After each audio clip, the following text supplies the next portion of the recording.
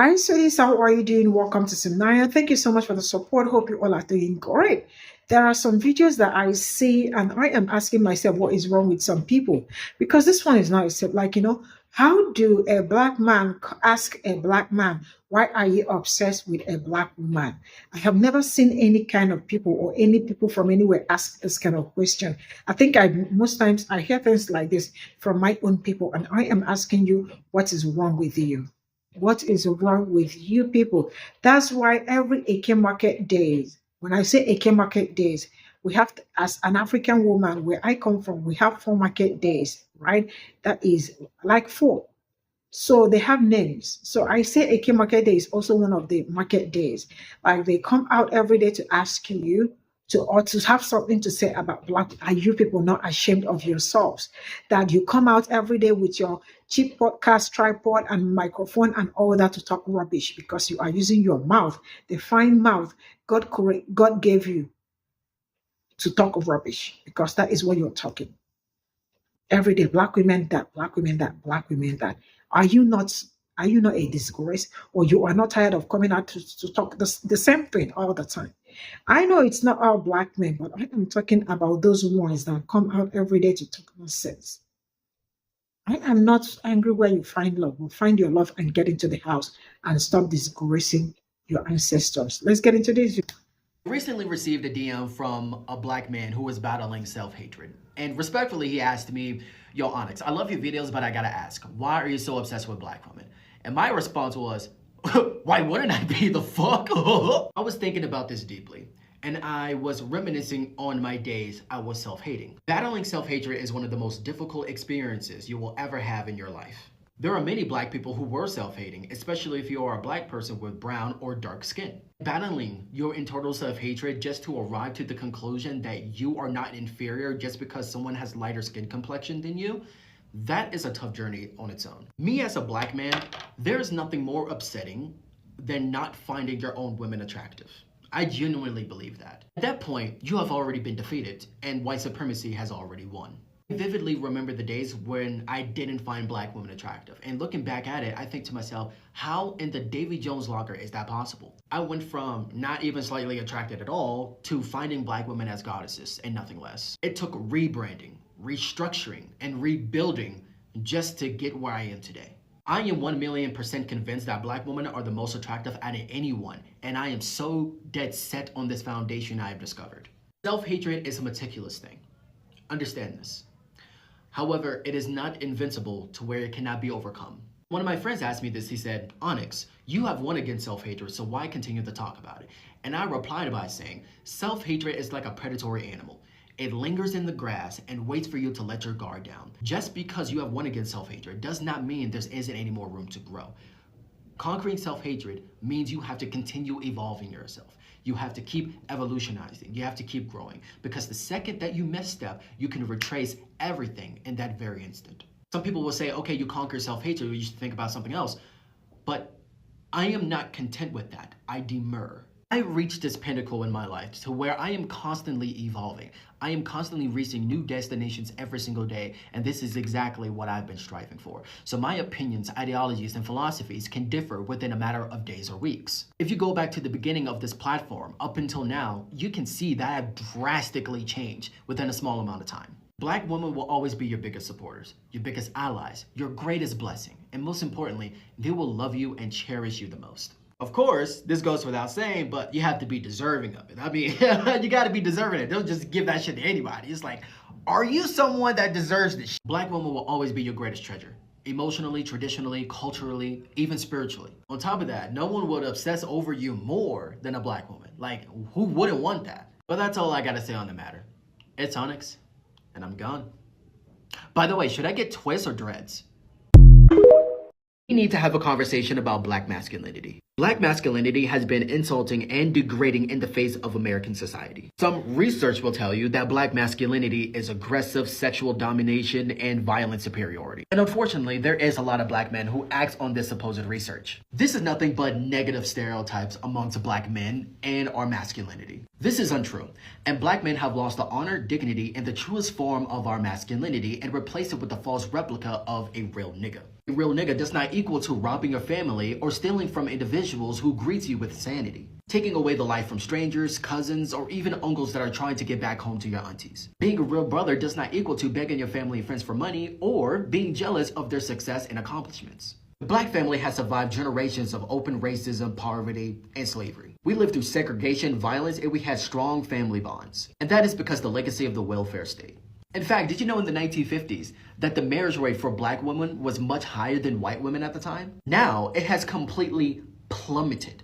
The welfare checks were designed to destroy the black family, and it worked. And it reminded me something that Reagan said. What was it again? Ah, yeah, like that. These policies and welfares has been discriminatory since the very start. This had led many families into cultural and economic ruin. Because of this, many black families and black children had to rely on welfare and the government. What am I saying exactly? Black men on average have to do better, have to perform better in order to destroy the welfare that the government has placed on us. Black women 1,000 times over has continuously showed us the way to progress. And yet a significant amount of black men refuse to acknowledge this, accept responsibility, go to college, get an education, get a career, get a job, abandon the streets. Instead, nothing's wrong with it, by the way, a lot of you are trying to be a rapper. And when you become a rapper, if you become a rapper, you still continue your gang violence. Black men are held back by preying on each other's downfalls and stripping away their solitude. Instead of trying to change the direction of the wind, you are obsessed over revenge. Don't give me that, oh, you wasn't raised in the hood, you don't know what it's like, you wasn't raised in the struggle. Don't give me that, because I was raised in that situation. I've lost family members. I lost my father and my uncles to gang violence. But do I want revenge? Absolutely not. Why? Because the biggest revenge is success. The biggest revenge is achieving my greatest accomplishments. Greatest revenge is developing, creating, sculpturing the greatest version of myself. That is my revenge. I used to get bullied for the same type of mindset when I was a kid. No gun I wish to carry, no thug I wish to bury, and no pants that I didn't want to sag on me. This is my official announcement. Today I'll be starting a brand new series called Black Masculinity, inspired by Queen of Water Talk.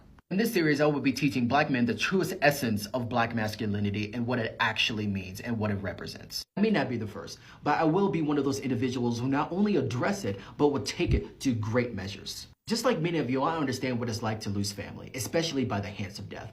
It feels like a Wolverine being shot by a silver bullet. It's incredibly painful. I was even told by some who whispered words that I should take revenge, but I understand that acts on the living will only fuel my hatred. Being angry and uncontrolled like a loose cannon is not masculinity. That's being self-destructive. An atomic bomb that just lays waste all around you. I've met too many black men who think it's hard, think it's cool to live like this. It's not hard to take a life and pray to God to not be a sinner. It's not hard to relish being poor and not strive for excellence. It's not hard to run the block. It's not hard to risk your life every day. It's not hard to scare your mother with your foolish actions and have her wonder if her son isn't going to come home one day. And like I said, I completely understand that it's not all of our fault, especially with the Social Security Act of 1935 by Roosevelt. But at some point, we have to acknowledge that the only people that can save us is ourselves. And black men needs to start contributing to that ASAP. This is episode 1. This is Onyx, and I'll see y'all next time. This is all I got from this video, and I don't know why will a black person ask you, why are you obsessed over a black woman? I don't know. I have never asked somebody ask this kind of question. Why am I, excuse me, do you know that I probably am trying to put examples, just like maybe going to a white man to ask a white man, why are you obsessed with a white woman? Am I okay? Who is he supposed to be obsessed with? Of course, they are women. So who are black men supposed to be obsessed with? Of course, black women. So what is all this brouhaha or BS that I am hearing? Because make this make sense. Some people will really be doing too much on this internet, because I don't understand it. And I have really been seeing videos of some of all these podcasters that I don't know where they get their cheap microphone. I think they should just ban those cheap microphone and all that, because once you see some men, not all men, right? But I am giving example. When you see them sit down, they do not have anything to talk about aside from black women. That's why their preference these days are using them as a reference. Even they reference them and then they pew them. The person they use black women to reference is also the one taking them down and pewing them. Because make this make sense, they won't find even matter. Because that would be the most disgusting thing to. It's just like to asking an Indian man. Sorry to be making all these examples, but I think we really need to understand the kind of questions some of us ask. Some of our men ask, going to an Indian man to ask him, why are you obsessed with an Indian woman? Am I? I am the mad one, actually. When you look at it, I am really mad for asking that kind of question because that man has no other person to love more than his own woman or his own people. But I see everyday people that look like me coming out to tell you why they don't date black women, why they don't rest in Jesus' name. Amen. Rest. Find rest. And stop coming online to disgrace yourself because it's very disgraceful. Mind you, I do not have any problem with where people find love, but stop coming online to grab cheap podcast interview or come online to do podcast. I mean, it's disgusting. It's irritating that you have to come out every day to talk about your women when your women are even ignoring you and rarely come out to talk about what. Who cares who you find love with? Who cares? It's not my problem. Find out whatever you find and shut up and get into the house. Bye for now.